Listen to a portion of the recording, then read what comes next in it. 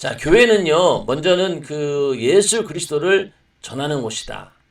땅 끝까지 그리스도의 증인이 되어야 한다. 이 교회의 사명이에요. 교회의 목적입니다. 교회의 설립은 바로 여기에 있습니다. 오직 성령이 너에게 임하시면 너희가 권능을 받고 예루살렘과 온 유대와 사마리아와 땅 끝까지 이르러 내 증인이 되리라. 이게 예수님의 지상 명령이고 부활 승천하시면서 마지막 유언으로 남기신 그런 말씀이죠. 그리고 마태복음 28장 18절에서 20절 마찬가지로 이 말씀도 하늘과 땅에 모든 권세를 내게 주셨으니 그러므로 너희는 가서 모든 족속으로 제자를 삼아 아버지와 아들과 성령의 이름으로 침례를 주고 내가 너에게 분부한 모든 것을 가르쳐 지키게 하라. 볼지어다 내가 세상 끝날까지 너희와 항상 함께 있으리라. 이것도 예수님께서 우리에게 주신 명령이죠. 지상명령이라고 하는데 이 지상명령은 땅 위의 명령 그런 의미가 아니라 가장 큰 명령이라고 하는 이야기입니다. 가장 높은 명령, 가장 최고의 명령. 그리고 지상이란 말이 그런 의미입니다. 이게 바로 예수님께서 우리에게 주신 지상명령입니다. 또 온 천하에 다니며 너희는 만민에게 복음을 전파하라. 그러니까 교회는 땅 끝까지 예수의 증인이 되는 것, 이것이 바로 교회입니다. 오늘날 많은 교회들이 세계 선교회를 그렇게 힘쓰는 이유가 무엇입니까? 바로 이 말씀을 이루는 거예요. 땅 끝까지 이르러 내 증인이 되라 하셨으니 교회는 반드시 선교를 해야 됩니다. 어느 곳이든. 복음이 들어가지 않는 곳에는 계속해서 복음을 전하려고 하는 예수님의 지상명령을 이루려고 하는 그런 사명이 교회에게 있다라고 하는 것이죠. 또 우리 개교회에도 있는 겁니다. 그래서 많은 사람들이 예수 믿다가 어느 순간에 내가 선교사로 가야 되겠다. 그렇게 해서 오지에 가서 복음을 전혀 들을 수 없는 그런 곳에 가서 막 복음을 전하는 것. 그건 바로 땅끝까지 이르러 내 증인. 모든 족속으로 제자를 삼으라 했으니 아프리카라든가 전혀 복음을 듣지 못하는 그런 오지에 가는 것도 다 이런 이유 때문입니다. 그래서 예수님께서도 이 땅에 오셨을 때 전도하러 오셨다. 새벽 오히려 미명에 예수께서 일어나 나가 한적한 곳으로 가사 거기서 기도하시더니 시몬과 및 그와 함께 있는 자들이 예수의 뒤를 따라가 만나서 가로되 모든 사람이 주를 찾나이다. 이르시되 우리가 다른 가까운 마을로도 가자. 거기서도 전도하리니 내가 이를 위하여 왔노라 하시고 이에 온 갈릴리에 다니시며 저희 여러 회당에서 전도하시고 또 귀신들을 내어 쫓으시더라. 자, 예수님께서는 끊임없이 전도하기 위해서 오셨다는 거예요. 그냥 새벽 기도 마치시고 그 피곤한 몸을 이끌고 또 이제 제자들이 하는 얘기 바깥에 수많은 사람들이 몰려왔다는 거예요. 사람들이 모여서 계속해서 기도해 달라고 막 이러고 앉아 있는 그럴 때 그 예수님의 귀신의 고통이 얼마나 컸겠습니까? 그런 가운데서도 예수님께서는 그냥 그 자리에 머무르지 않으시고 다른 가까운 마을로 가서 계속 전도를 하셨습니다. 솔직한 얘기로 예수님 입장에서 편하게 하시려면은 그냥 집안에 계속 한 명씩 들여보내가지고 가서 기도해 주시고 고쳐주시면은 편하잖아요. 근데 그렇게 안 하시고 일부러 마을마다 막 돌아다니신 거예요.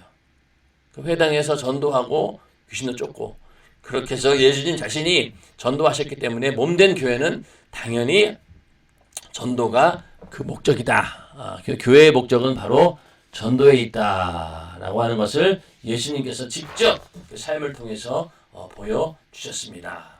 예수님께서 함께 하시는 그런 교회는 예수의 생애가 나타나게 되어 있습니다. 아까 그 사도행전 거기서 본 것처럼 초대교회의 특징 가운데 하나가 표적과 기사가 많이 일어난 거예요. 사도들을 통해서. 그러니까 사도들이 예수님과 똑같은 이적과 능력이 나타나니까 사람들이 모여들기 시작한 거죠. 심지어 병든 사람을 메고 거리에 나와 침대와 요 위에 누이고 베드로가 지날 때에 혹 그 그림자라도 네게 덮일까 바라고 예루살렘 그는 허다한 사람들도 모여 병든 사람과 더러운 귀신에게 괴로움 받은 사람을 데리고 와서 다 나음을 얻으니라.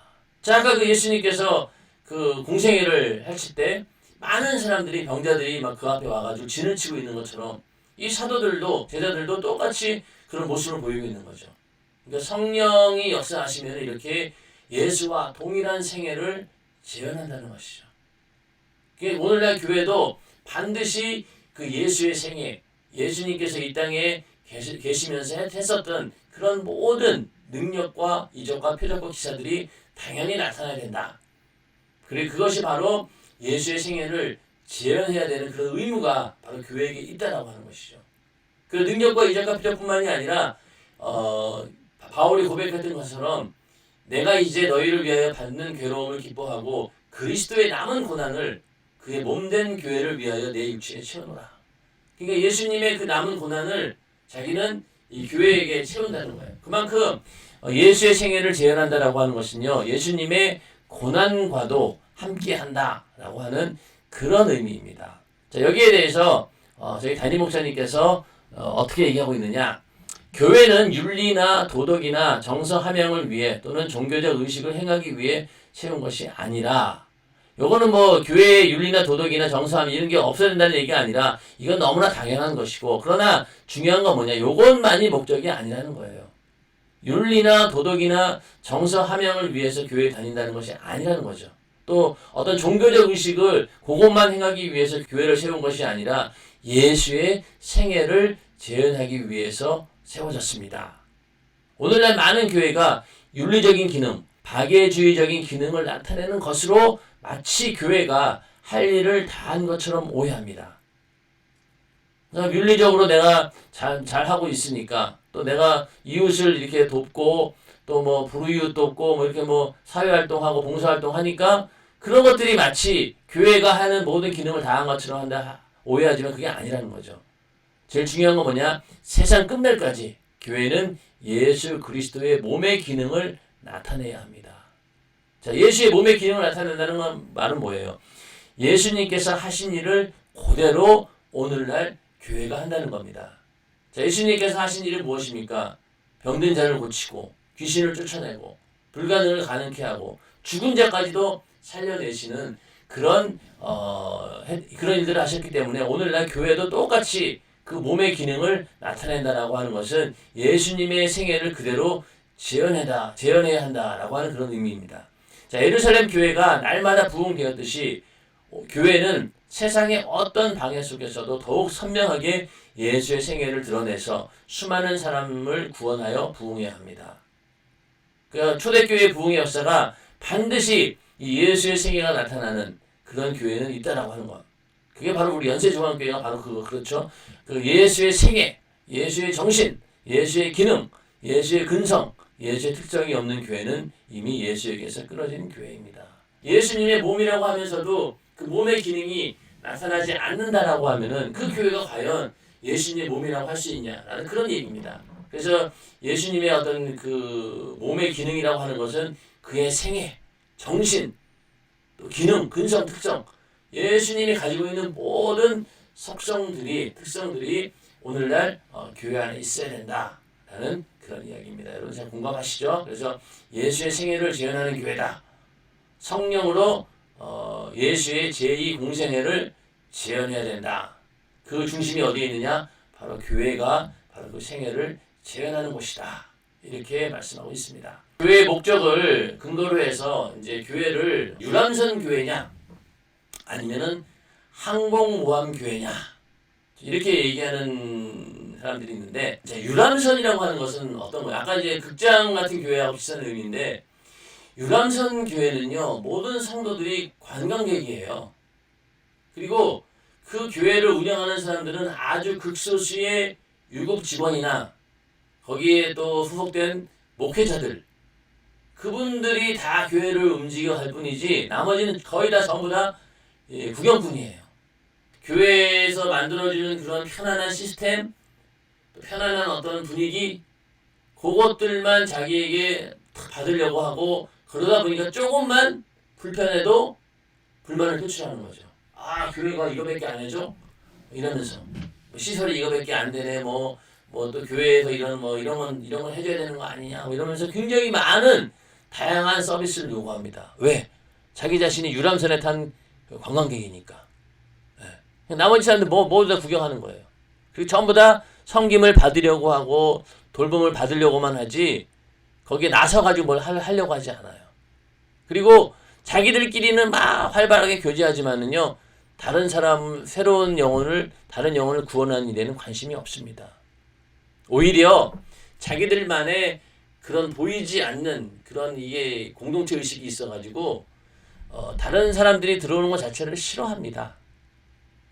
또 교회에 모이는 사람들을 딱 봐가지고 자기에게 유익이 없고 자기 사업이나 또 자기 직장이나 자기 어떤 인간관계를 좀 만들어가는 일에 전혀 도움이 되지 않는 그런 사람들은 거들떠 보지도 않습니다. 껴주지도 않아요.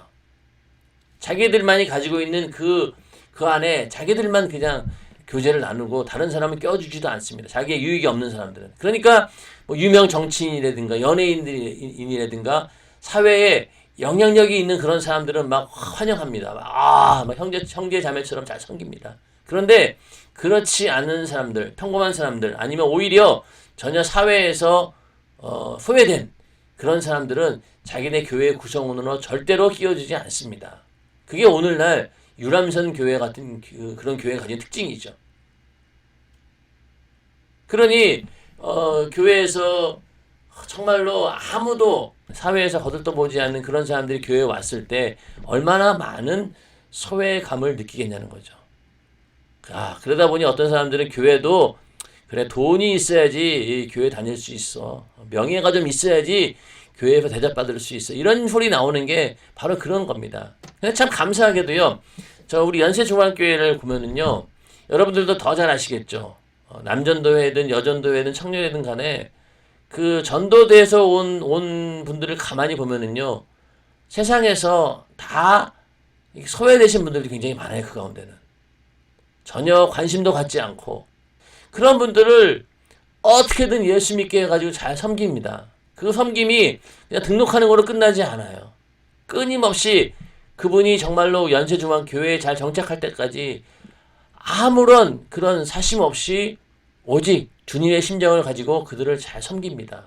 그걸 볼 때마다 어떤 분이 그러시더라고요. 다른 교회 같으면은요, 저 같은 사람 거들떠도 안 봅니다. 그런데 연세중앙교회는 나를 그렇게 극진히 섬겨준다는 거죠. 거기에 감동이 돼서 마음의 문을 열고 오시는 분들이 굉장히 많습니다.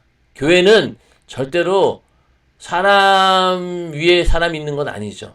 사람 밑에 사람 있는 것도 아니고 모두가 예수 안에서 한 형제요 자매입니다. 모든 사람들이 예수의 피값으로 그 공로로 구원받은 자들이기 때문에 어느 누구 잘난 사람 이런 거 없어요. 파벌이나 이런 게 있으면 안 된다는 거죠. 다 똑같이 예수 안에서 한 형제입니다. 그런데 이 유람선 같은 교회는 그렇지 않다는 거예요. 자기들끼리만 활발하게 교제합니다. 전혀 영혼 구원에 관심이 없어요. 이런 게 바로 유람선 교회인데 어떤 사람들은 이 교회가 원래는 유람선 교회가 아니었다는 거죠. 원래는 이 구조선이었다는 거예요. 사람들을 구조하기 위해서 배를 만든 거예요.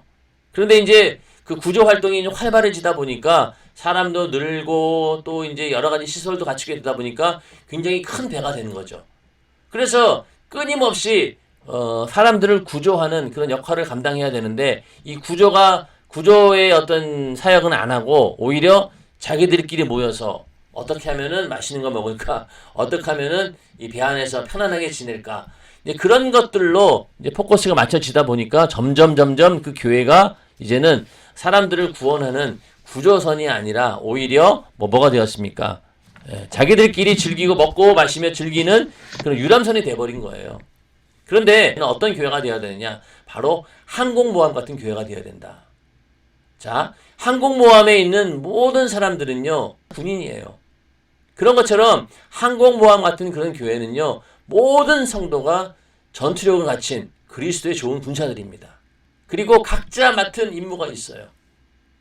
자, 항공모함은요, 언제든지 여기에 딱 있다가 어느 곳서든지 비행기가 날아갈 수도 있는 그런 진격 준비가 다 되어 있는 거죠.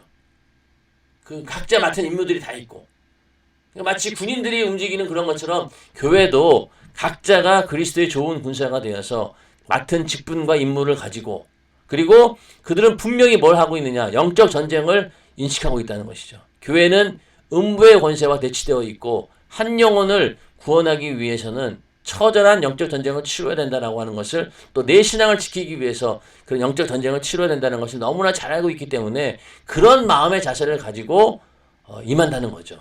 항공모함에 있는 그 승무원들, 군인들 완전 무장해가지고 언제든지 적의 어떤 공격을 방어하고 또 먼저 선제 공격하기 위해서 딱 눈을 부릅뜨고 있지 않습니까?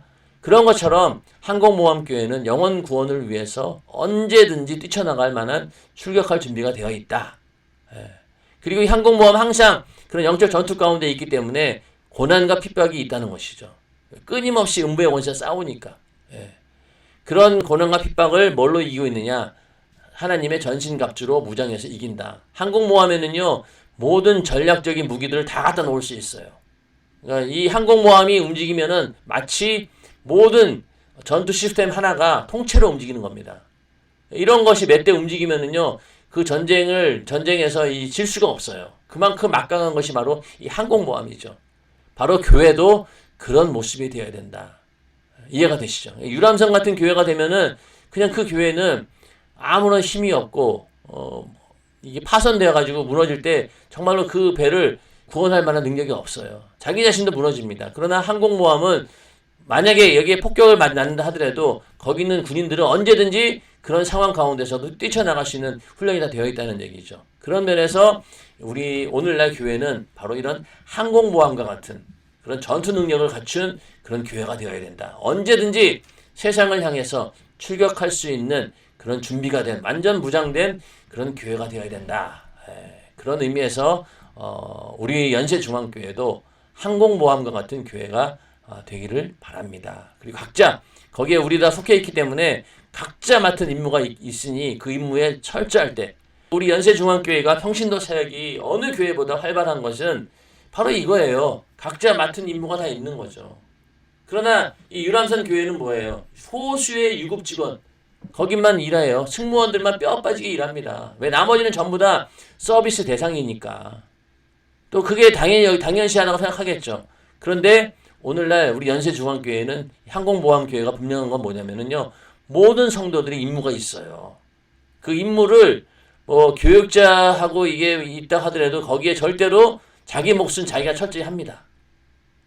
오히려 그걸 남이 터치하는 게 더 자존심 상해요. 굉장히 자기 임무에 대해서 직분에 대해서 프라이드가 강하고 이걸 내가 주님이 주신 직분 내가 감당해야 된다라고 하는 그런 사명의식이 투철하죠.